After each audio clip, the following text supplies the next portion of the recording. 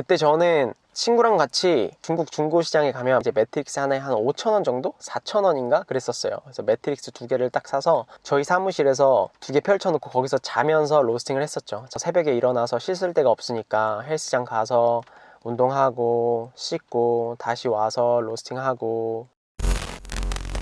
안녕하세요 여러분, 안치훈입니다. 일단 먼저 좀 교육 문의라든지 이렇게 여러 가지 질문들을 많이 해주시고 또 어떤 영상을 봤으면 좋겠다 이렇게 문의를 주시는 분들이 계세요. 되게 감사한데 제가 지금 준비하고 있는 일들이 있어서 교육을 진행하지 못하고 있는데 최대한 영상으로 좀 만들어서 전달해 드리도록 좀 노력을 하려고 해요.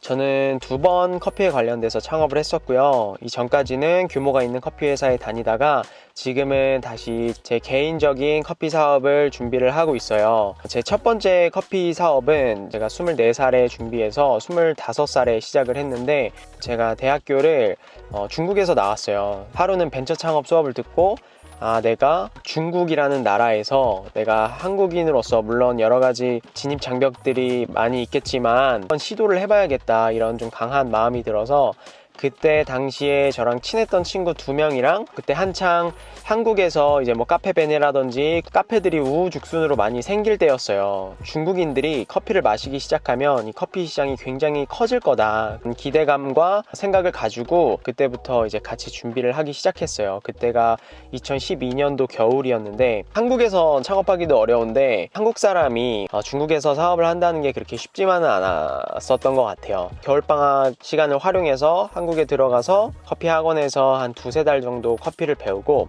바리스타 2급 자격증을 딴 다음에 이제 다시 중국으로 돌아와서 이제 투자도 좀 받고 저희가 개인적으로 한 500만 원에서 1000만 원씩 이제 모아서 첫 사업을 시작을 했어요.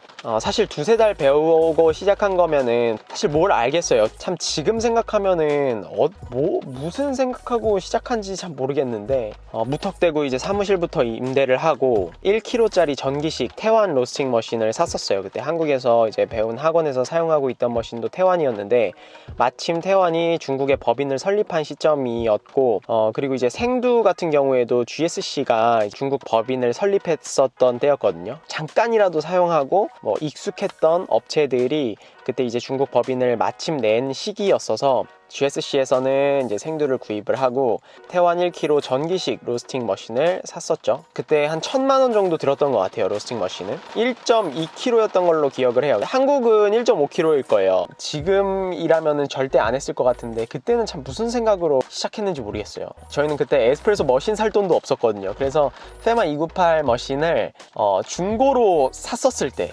진짜 그때가 너무 기뻤었던 기억이 나요. 에스프레소 블렌드를 로스팅을 하면서 에스프레소 머신이 없는 그런 상태로 중국에서 시작을 했었죠. 그래서 그렇게 일단 무턱대고 그렇게 로스팅 머신을 사고 시작하던 중에 참 감사하게 기회가 돼서 중국에 비즈니스를 하고 계시던 한 대표님 4명이서 카페 프랜차이즈를 계획하고 계셨는데 이제 제가 통역으로 거기에 조인을 하게 됐어요. 한국 평수로 한 600평 정도의 정말 대형 매장이었었거든요.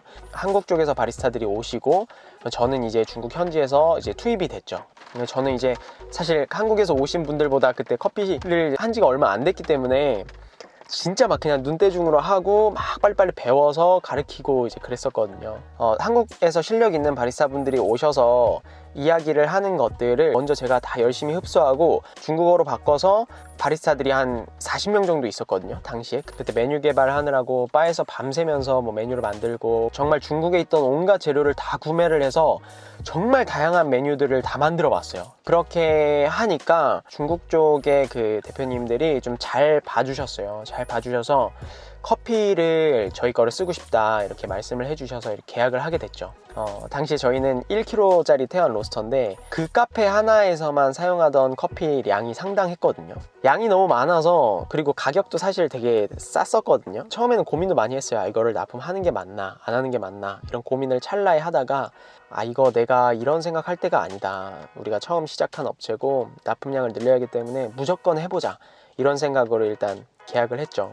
급격히 납품량이 늘어나고 로스팅을 거의 밤새도록 해야 됐었어요. 거의 24시간 로스팅을 한 적도 있었어요. 태완 머신 보면은 이렇게 부저가 있거든요. 어떤 시간이 넘어가면은 이렇게 사이렌이 울리도록 설정해 놓는 게 있는데 배치 돌려놓고 자다가 부저 올리면은 일어나가지고 새벽에 다시 빼고 다시 투입하고 이제 그러면서, 그때 저는 친구랑 같이 중국 중고시장에 가면 이제 매트릭스 하나에 한 5,000원 정도? 4,000원인가? 그랬었어요. 그래서 매트릭스 2개를 딱 사서 저희 사무실에서 2개 펼쳐놓고 거기서 자면서 로스팅을 했었죠. 저 새벽에 일어나서 씻을 데가 없으니까 헬스장 가서 운동하고 씻고 다시 와서 로스팅하고, 아무래도 그 단기간에 굉장히 많은 경험을 했기 때문에 다른 매장 컨설팅도 하고 설비 세팅을 해주고 이런 일들을 하고 우리 원두를 넣고 이런 비즈니스를 했었죠. 그때 그래서 GSC 그 중국 법인 대표님이, 저희가 있던 곳이 중국의 시골이었거든요. 저희가 쓰는 생두 양이 하도 많다 보니까 도대체 얘네는 어떤 곳인지 궁금해서 저희가 있는 곳까지 상해에서 비행기를 타고 오셨었어요.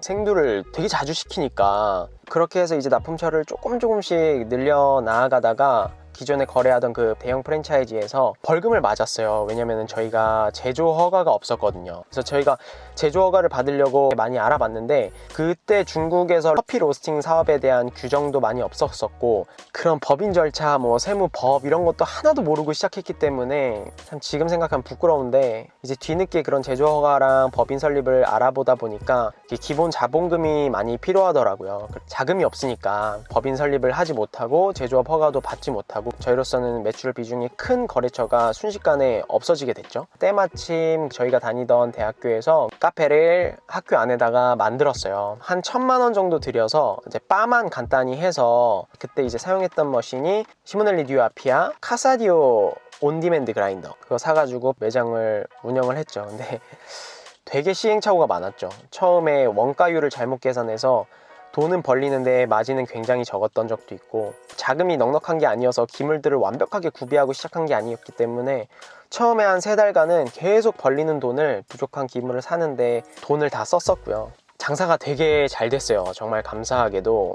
대신에 그러니까 매출은 높은데 돈은 안 벌리는 거예요. 근데 그때 되게 즐겁더라고요. 이제 중국 친구들을 고용을 하고 같이 이렇게 일을 한다는 게 너무 좋았어요. 제가 그때부터 책을 많이 읽기 시작했는데, 제가 그때 가장 크게 느낀 게 뭐냐면, 내가 아무리 사랑하는 친구들, 아무리 사랑하는 직원들, 그리고 같이 일하기 너무 즐겁고 좋은 사람이더라도 우리가 같이 일하려면은 이익이 나야 오래 갈 수 있겠구나. 그때 어느 정도 매출이 큰 폭으로 오르지 않고 정체되는 순간이 오면서 결국에는 내 그릇이 커져야겠다, 내가 능력이 있어야겠구나, 이런 생각을 되게 많이 하게 된 것 같아요. 그래서 그때부터 제가 책을 진짜 더 열심히 읽게 됐고, 지금도 시간만 나면 책을 읽고 노력하고 하는 이유가, 제가 앞으로 사업을 할 때 직원들을 고용하고 사실 내 그릇의 크기가 작다면은 그 사람들의 시간을 책임져 줄 수 없다는 그런 두려움 때문에 계속해서 끊임없이 공부하고 노력하고 할 수밖에 없는 것 같아요. 그때도 매장에서